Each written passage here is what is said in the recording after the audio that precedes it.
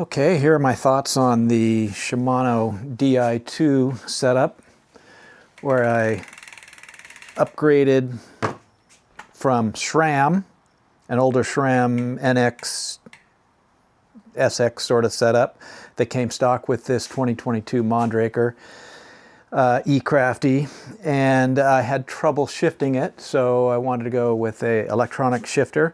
It's my wife's bike, and so I said I'd do a write-up on what my thoughts were after testing it out. And so essentially here are my thoughts.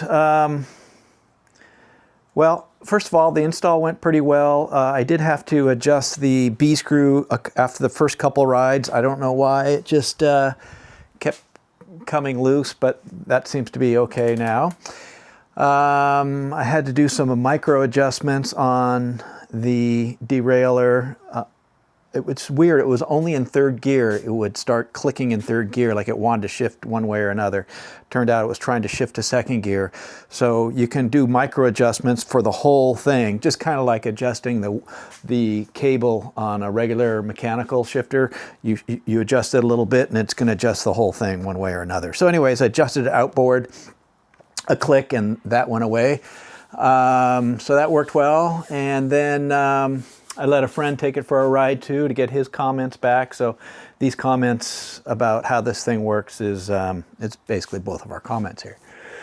So let me start with what I like. I like that it's just a crisp shift, and it's just, you know, an easy press to the button, nothing hard like it was with the old cable system having to go through here. It's really crisp. I like seeing what gear I'm in on the display here. It shows you instantaneously when you shift gears, so that's kind of cool.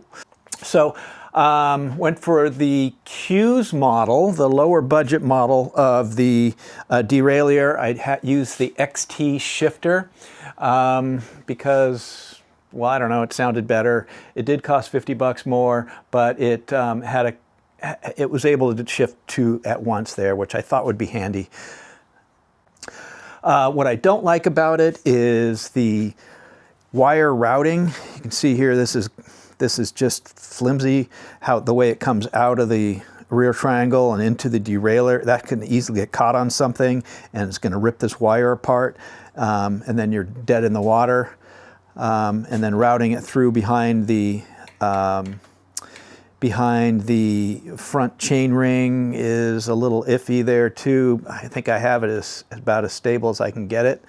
So that's a downside, but that's why they probably want bikes that are designed for running this wire through there. I mean, it works. I just use the same routing as the mechanical.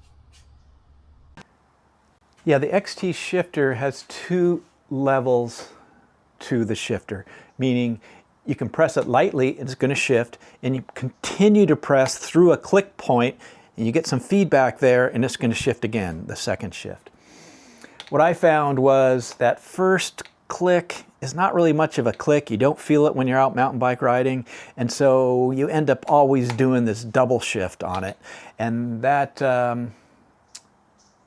wasn't really a good experience. So I ended up reprogramming the shifter so that it's going to be one shift no matter if you click lightly and click through the mechanical click and back. So essentially it turned into a one shift per button press.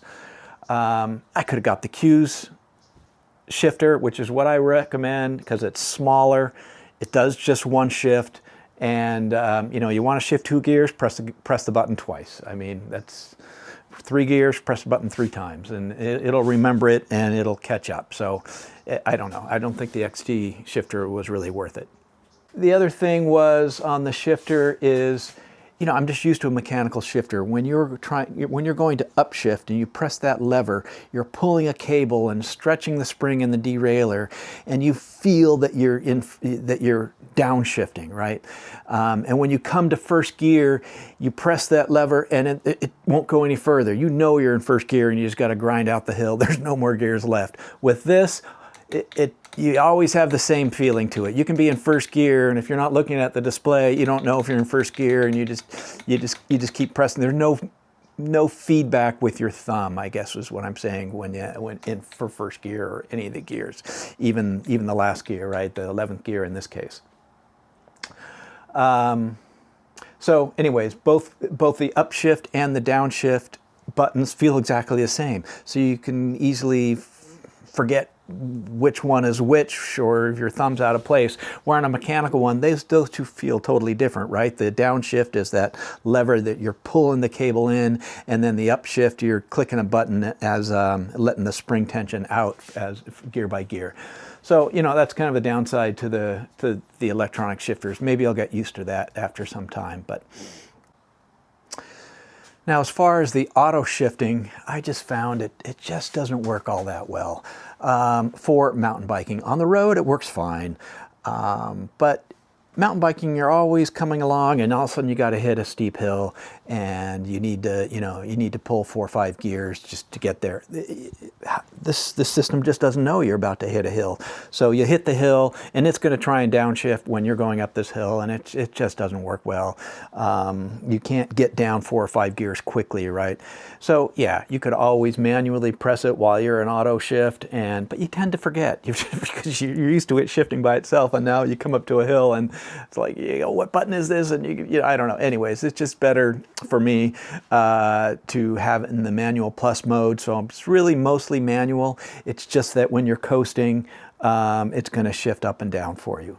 And like I was saying earlier about where it's really handy is when you start at the top of the hill, you're in a low gear and you're going to go some sort of twisty. You don't have to think about upshifting.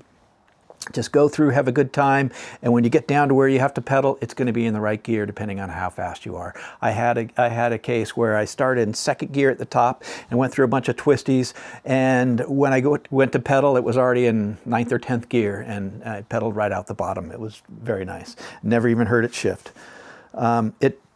In manual plus mode, it's going to upshift, but it also downshifts it well. So if you're coasting along quickly and then you're coming slowly to a stop, it is going to say you're going along in 11th gear and then you slowly come to a stop, it's going to downshift for you all the way to 6th gear. It doesn't downshift past 6th gear, but the 6th gear is set up so that it's a good gear to start from flat land. So that's just what it downshifts to.